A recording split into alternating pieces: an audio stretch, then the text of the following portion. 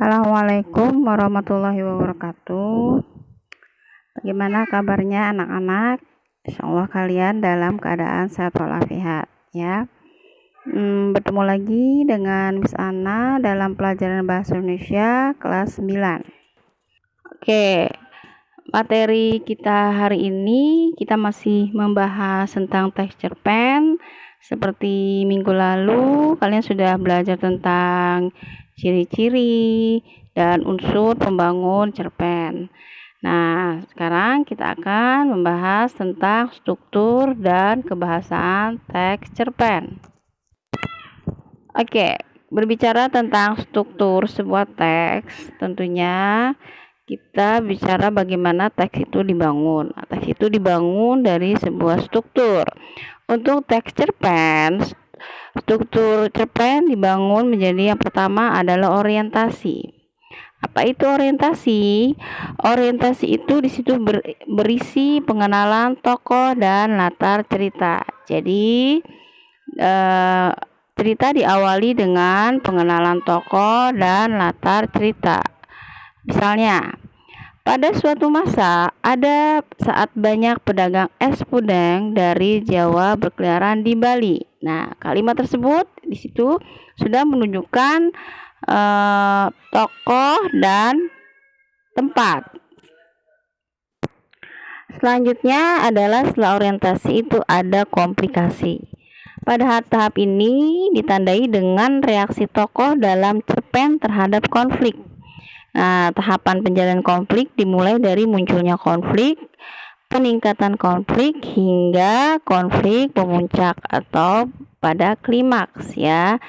Jadi di sini kalian akan tahu bahwa di komplikasi itu konflik mulai muncul.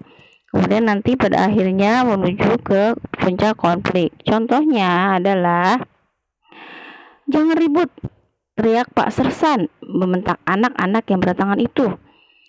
Ada orang sakit di dalam. Sabar, sabar, kata tukang es podeng. Satu persatu semuanya nanti dapat. Aku dulu, kata anak-anak sambil mengacungkan uangnya.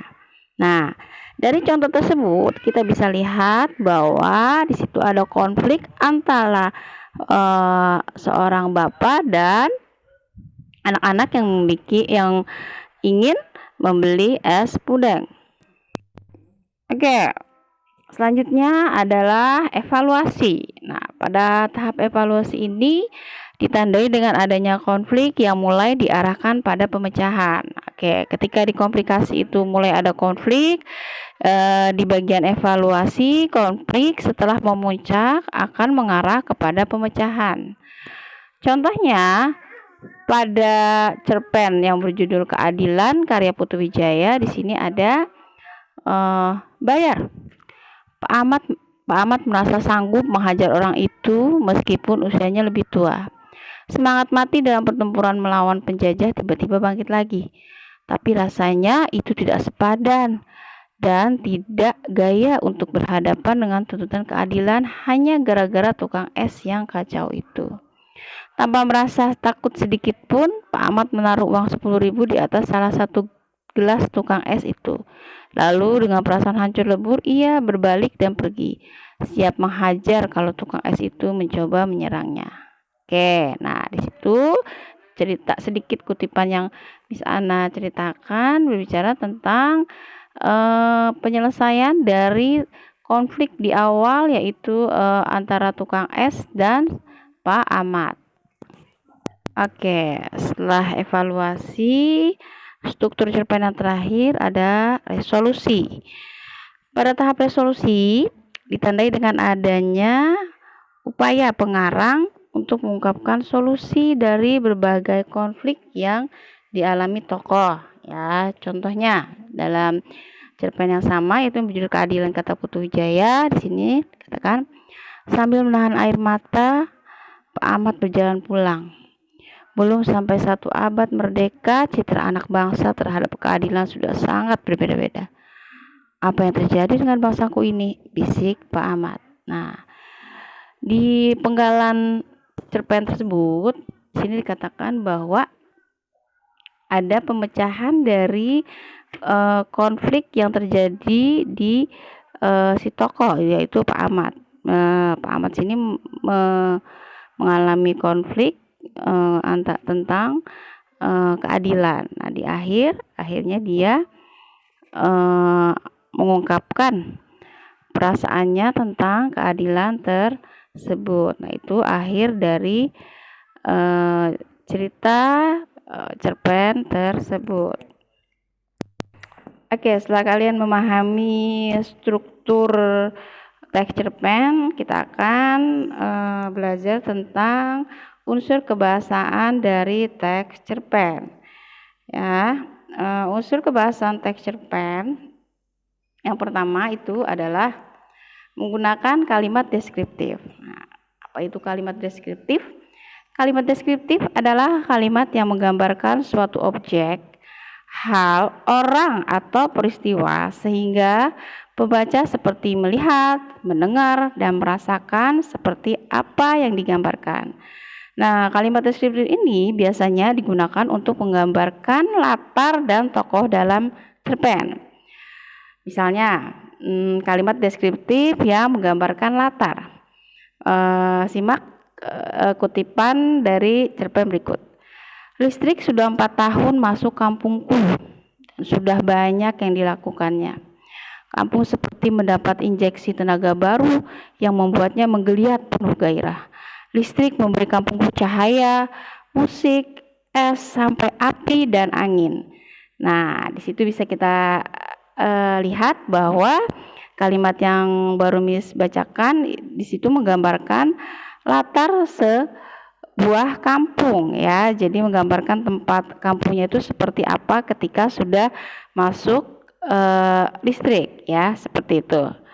Selanjutnya, contoh dari penggambaran tokoh dari kalimat deskriptif adalah wajahnya kasar-kasar seperti tengkorak, kulitnya liat seperti berulang, pipinya selalu menonjol oleh susur tembakau yang ada dalam mulutnya.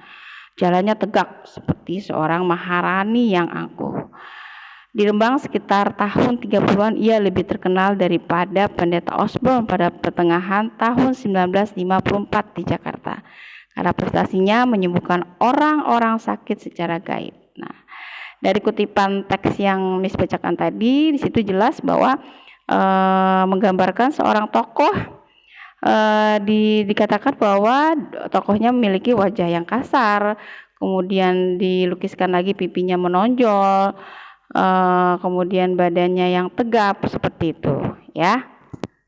Oke, unsur kebahasaan dari teks cerpen yang kedua adalah menggunakan kata atau kalimat ekspresif. Nah, kata atau kalimat ekspresif yang dimaksud adalah penggunaan kata atau kalimat yang mampu mengekspresikan atau mengungkapkan perasaan pengarang.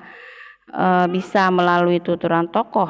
Biasanya pengarang akan menggunakan kata seru, kata serapan, atau penggunaan simbol tertentu. Sini Miss akan berikan contoh tentang penggunaan kata kalimat dan perhatikan kutipan teks berikut. Rasakan, seru Mbah Danu bengis dan sapu lidi terus-menerus menghantam. Nah, dengan irama rumba. Nah, tidak mengeong lagi sekarang, melainkan mengaum seperti singa sirkus yang marah. Sebagian hadirin mau lari. Minggat, ayo minggat, teriak Mbah Danu dengan amat murka dan dengan tendangan jitu. Nah, ditengkurapkannya. Nah, kini sadar bahwa ia manusia. Nah, bukan kucing, kuda, atau singa. Aduh biung, tangisnya menggaung. Nah, di sini bisa dari kutipan yang Miss Ana bacakan dapat dilihat bahwa ada beberapa kalimat ekspresif yang diungkapkan oleh tokoh. Seperti yang tadi ada kata rasakan, minggat, aduh biung, seperti itu. Unsur kebahasaan dari teks cerpen yang terakhir adalah majas. Majas adalah pemanfaatan kata atau kalimat untuk memperoleh efek tertentu. Nah, dalam teks cerpen ini majas dapat memiliki efek yang lebih indah, imajinatif atau ekspresif. Jadi, dengan majas suatu teks cerpen akan lebih indah, ya. Di dalam teks cerpen ada beberapa majas yang biasanya digunakan. Yang pertama adalah repetisi. Repetisi itu adalah majas perulangan kata, frase atau kalimat yang dianggap penting. Contohnya misalnya, Aku pergi tanpamu. Aku datang tanpamu. Aku memetik gitar tanpamu. Nah, di sini ada pengulangan kata aku. Selanjutnya, majas yang selanjutnya adalah eufemisme. Eufemisme adalah majas yang menghaluskan kata-kata yang dianggap kasar atau kurang sopan. Contohnya, sejak seminggu lalu ayahku dibebas tugaskan. Nah, kata dibebas tugaskan itu merupakan kata lain dari dipecat. Jadi diperhalus lagi. Selanjutnya ada majas titotes. Majas titotes adalah majas yang merendah-rendahkan diri sendiri agar terkesan tidak sombong. Contoh, maaf, tante, saya hanya dapat membawakan bingkisan sekedarnya. Di sini kalimat di sini bahwa tokoh dia merendahkan dirinya sendiri.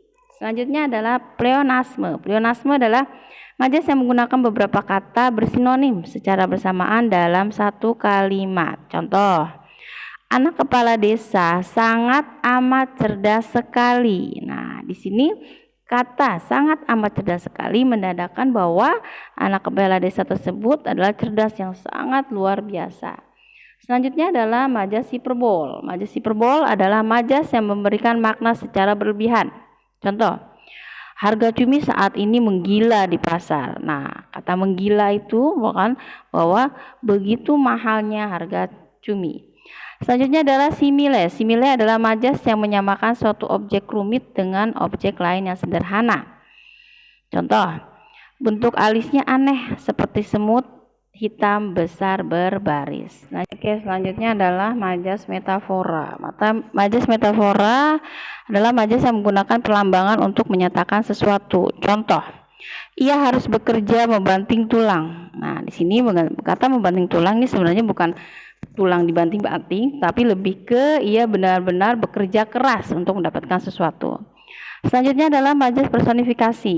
Majas personifikasi adalah majas yang mengumpamakan benda mati seperti manusia. Contoh, awan hitam melahap langit dengan buasnya. Nah, di sini kita bisa lihat bahwa kata melahap ini bukan berarti awannya memakan, tetapi lebih awannya gelap, ya. Jadi akan hujan.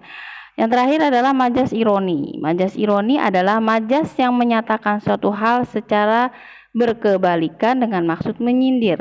Contoh, rapi sekali seragammu yang tak pernah disetrika itu. Nah, terlihat seperti kertas yang diremas-remas. Kalimat tersebut di sini menyindir bahwa bajunya itu yang begitu kusut tapi disindir dengan kata rapi sekali. Nah, itu saja yang tentang unsur kebahasaan cerita pendek. Baik, hari ini kita sudah mempelajari tentang struktur dan unsur kebahasaan dari teks cerpen. Semoga kalian bisa memahami apa yang disampaikan. Oke, berikut ada sedikit tugas dari Miss, yaitu silakan kerjakan buku paket halaman 91. Di sini diminta untuk kalian menentukan unsur kebahasaan dari cerpen yang berjudul Gunung Kidul, ya. Silakan kerjakan tugasnya di buku tulis. Kemudian Miss tunggu sampai besok. Oke, kurang lebihnya Miss minta maaf. Assalamualaikum warahmatullahi wabarakatuh. Tetap semangat dan selalu melakukan kebaikan.